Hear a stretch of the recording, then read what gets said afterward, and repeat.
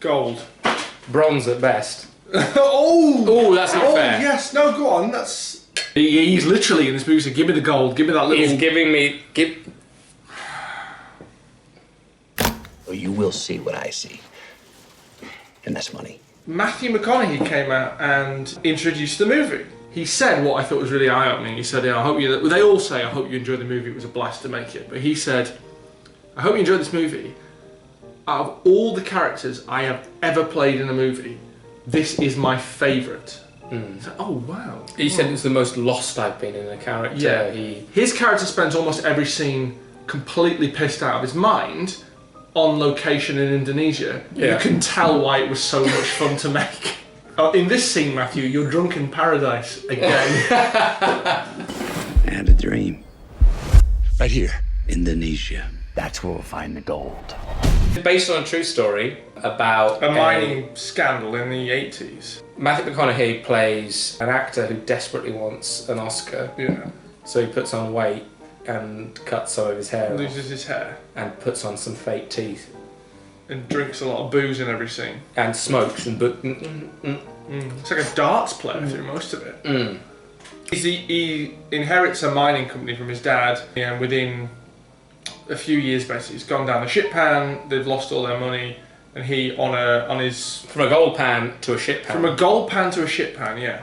And as a last ditch attempt to try and save the business and to sort of posthumously make his dad proud, he takes a gamble on going to Indonesia, where he seeks out a guy who he knows has previously been a very successful prospector, and they go and they strike it rich. They look into a shitload of gold. We got a gold mine. We got a gold mine. It's one of these films that it's very much in the vein of a Goodfellas, a Wolf of Wall Street, War Dogs. It's this kind of like profiteering from something that's disreputable. But saying it's still come along with us because it's kind of fun. It's a fun ride. You'll go, ooh, some of these people are real shits, but whatever. Yeah. And they're having a laugh, aren't they? And they're making money. The trouble that I think both War Dogs and Gold has is that it fails to make you at any stage give a shit. Washoe Mining turned into a rocket ship. Wells cut a deal. Who cut a deal with him? It's such a McConaughey vehicle that within the first 20 minutes of the movie, he's literally begging on his knees in the mud with tears running down his face as this kind of score comes up. Yeah. I'm eyeing critical plaudits here, and I want a little gold statue. There is one scene where he's talking to, I think, Edgar Ramirez, and he's talking about gold, and they're talking, and it's kind of and he's going, "My friend, we will find the gold. Do not worry, we will find it." And he goes, "I have no doubt you found the gold."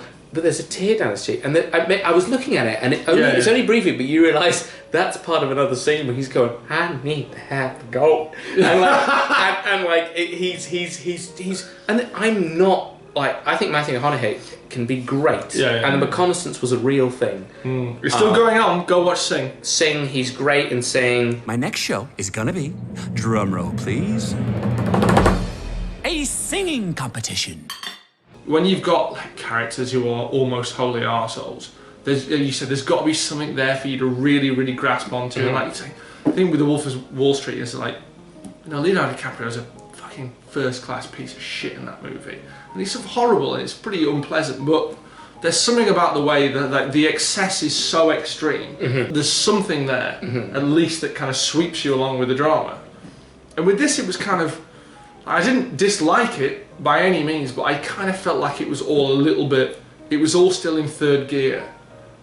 That's fair. And it was lacking maybe a little bit of something that made me feel really invested, because I sort of didn't care, because people are in this, I don't give a shit that, like greedy people, traders and businessmen, I don't give a shit, Worse, the ride had begun. And what a ride. It's summed up, there's a scene in which Edgar Ramirez, they're in like a boardroom meeting, and being tempted with this offer of sort of selling their souls.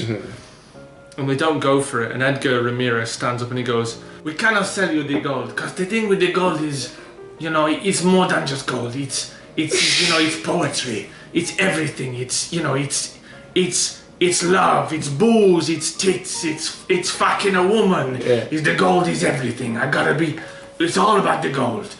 And you sort of sit there and go, it's just some greedy cunts for the gold mine. Yeah. There's no fucking poetry in paying Indonesian peasants a pittance to go and dig up your gold. There's none. No. The gold is mine. I found it. I really liked the location photography in Indonesia. Oh yeah, absolutely.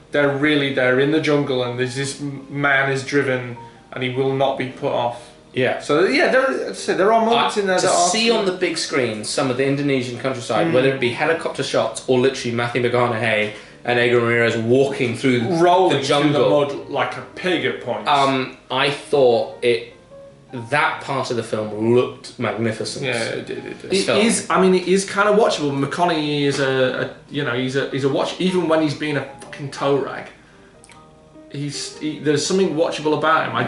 I feel like the movie needs to either be so excessive and manic in the way that Wolf of Wall Street was, that you feel just completely swept along by it, or just kind of have anybody learn any lesson. That I don't have very long.